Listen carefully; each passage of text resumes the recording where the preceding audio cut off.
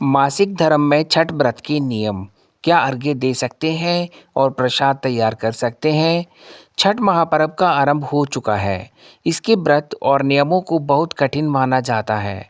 छठ पूजा में शुद्धता व पवित्रता सबसे खास महत्व होता है। इसमें हर एक चीज़ की शुद्धता का ख्याल रखा जाता है। वहीं खरना के दिन महिलाओं का 36 घंटे तक चलने वाला व्रत शुरू हो जाता है। लेकिन अगर किसी महिला को छठ पूजा या व्रत के दौरान मासिक धर्म यानी पीरियड्स आ जाएं, तो इस अवधि में भी कुछ सख्त नियमों का पालन करना आवश्यक होता है। शास्त्रों में बताया गया है कि छठ पूजा का व्रत मासिक धर्म में भी नहीं छोड़ा जाता है, लेकिन इस दौरान कुछ जरूरी नियमों को ध्यान में ज़रूर रखना चाहिए। मासिक धर्म में छठ पूजा कैसे करें? माना जाता है कि अगर छठ पूजा के दौरान व्रती महिला को मासिक धर्म हो जाए, तब भी वे व्रत का पालन कर सकती है। पौराणिक मान्यता है कि छठ पूजा पीढ़ियों से चलने वाली पारंपरिक पूजा है। ऐसे में इस व्रत को बीच में नहीं छोड़ना चाहिए। तो अगर आपको छठ पूजा के बीच में पीरियड्स आ जाएं, तब भी इस व्रत को किया जा सकता है, लेकिन इस दौरान कुछ ज़रूरी और सख्त नियमों का ख्याल ज़रूर रखना चाहिए। छठ पूजा में पीरियड्स आने पर क्या करें और क्या ना करें? अगर छठ पूजा के दौरान आपको मासिक धर्म आ जाए, तो परिवार के किसी सदस्य को अपने सहयोग के लिए चुन सकते हैं। इसके बाद सहयोगी को भी छठ पूजा के सभी नियमों का ख्याल रखना चाहिए।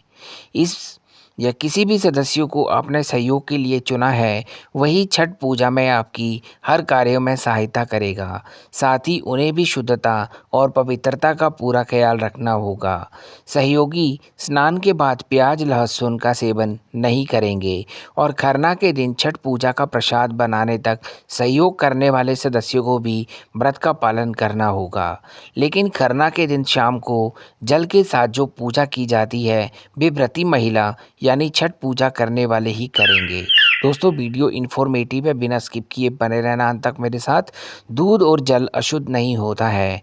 ऐसे में आप छठ पूजा में खरना के दिन मासिक धर्म में भी जल के साथ पूजा कर सकती हैं।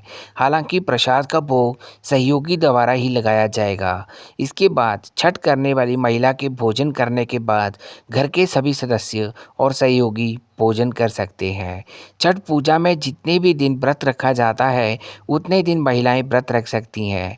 इसमें घाट पर जाने के लिए जो प्रसाद जैसे ठेकुआ, पूरी आदि बनाई जाती है, वो भी सहयोगी ही बनाएंगे। इसके बाद आप घाट पर परिवार के साथ जा सकती हैं। मासिक धर्म में महिलाएं पानी में खड़े होकर सूर्य को अर्घ्य दे सकती हैं। ऐसा करने में कोई मनाही नहीं होती है, लेकिन पूजा की टोकरी, सूप, नारियल आदि लेकर सहयोगी आपके साथ जल में खड़े होंगे। अर्घ्य देने तक सहयोगी को भी व्रत का पालन करना होगा। इस दौरान मासिक धर्म में महिलाएं पानी में खड़े होकर सूर्य देव के मंत्रों का जाप करते हुए मानसिक पूजा कर सकती हैं। साथ ही छठी मैया की भी स्तुति करें। छठ पूजा के दौरान मासिक धर्म आने पर इन नियमों का ख्याल रखते हुए महिलाएं छठ का व्रत कर सकती हैं। साथ ही घाट पर जाकर जल में खड़े होकर मानसिक पूजा भी कर सकती हैं। इस व्रत में कोई एक सदस्य सहयोगी बनकर उनकी हर समय मदद करेगा। दोस्तों, उम्मीद करता हूँ दी गई जानकारी आपको पसंद आएगी। मिलता हूँ एक और नई वीडियो के साथ, तब तक के लिए जय माता दी।